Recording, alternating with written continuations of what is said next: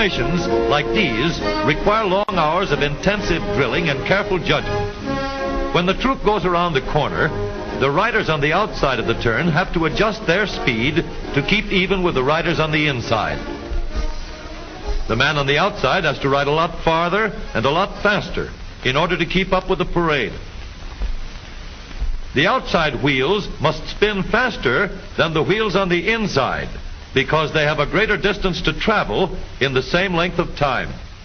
When a wagon turns a corner, the wheels can travel at different speeds because each one can turn freely on the axles. And in the early automobiles, the rear wheels turned separately and only one wheel was connected to the engine. But when only one wheel was driven by the engine, it had to do all the work, and it couldn't get a good enough grip on the road to do its job properly. So the one-wheel drive was soon out of date. But if two wheels are locked on an axle so that they are not free to turn separately, one or the other has to slide. So engineers had to find a way to connect both rear wheels to the engine without sliding and slipping on turns. The device which makes this possible is a part of the rear axle. It is called the differential because it can drive the rear wheels at different speeds. The differential looks complicated, but once we understand its principle, it is amazingly simple. These two wheels are mounted on separate axles and supported by a frame so that they can revolve freely at different speeds. Let's fasten a spoke on the inner end of each axle so that by turning the spokes, we can turn each wheel separately. With a bar or crosspiece, we can turn both wheels in the same direction at the same rate of speed. Let's get something to hold this bar in place so that it will press against the spokes. Notice that this support is not locked to the axle. It turns freely. Now we can spin the wheels by rotating the support. This is fine as long as both wheels are able to turn at the same speed. But let's see what happens when we go around the corner. With this arrangement, we cannot drive one wheel faster than the other. And if we stop one wheel, the other wheel won't budge. Let's put this bar on a pivot so that it can swing in either direction.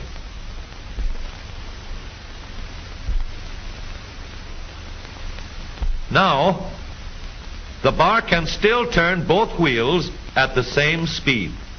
And because it pivots, it lets one wheel turn even when the other is stopped. But if turned too far, the bar will swing around until it won't drive the spokes that turn either wheel. We need another crossbar and more spokes to carry on the job. When we stop one wheel, the crossbars will continue to push the spokes of the free wheel around. As long as both wheels are free to turn, the bars do not swing on their pivot, and the wheels move at the same speed. Now we have the working principles of a differential. To adapt the model for use in an automobile, we will have to make a few changes. In order to reduce the jerky action caused by wide spaces between the spokes, we will put in more spokes. Further filling in the spaces between the spokes gives steadier, more continuous action, and changing the shape gives firm, constant contact. Now we can make the gears thicker and stronger, and we have differential gears. The edges are cut so that they will fit together more smoothly and silently. And another gear is added to share the work of driving the axles. The principle is the same.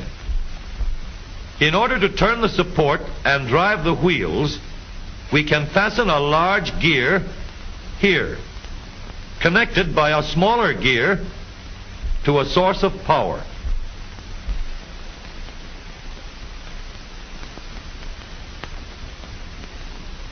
Notice that the power is connected to the differential at the center line. We can make our model more compact by moving the gears closer together. When we put our differential in an automobile, we have to leave room for the drive shaft, which carries the power from the engine. We may build the floor of the car above the drive shaft. But if we do, we won't have much room inside unless we make the top of the car high too. Of course, we could lower the floor and ceiling, but the drive shaft would be higher than the floor. This would have disadvantages.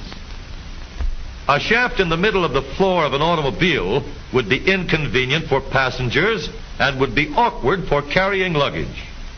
Today, engineers have found a way to make the car roomier and closer to the road without a clumsy shaft above the floor. The drive shaft from the engine to the differential is lowered out of the way, and the drive shaft is connected to the rear axle at the bottom. The new low center drive makes the rear axle quieter, stronger, and more durable because it gives better, smoother contact between the gears. The automobile of today with the low center drive is stronger and more rugged.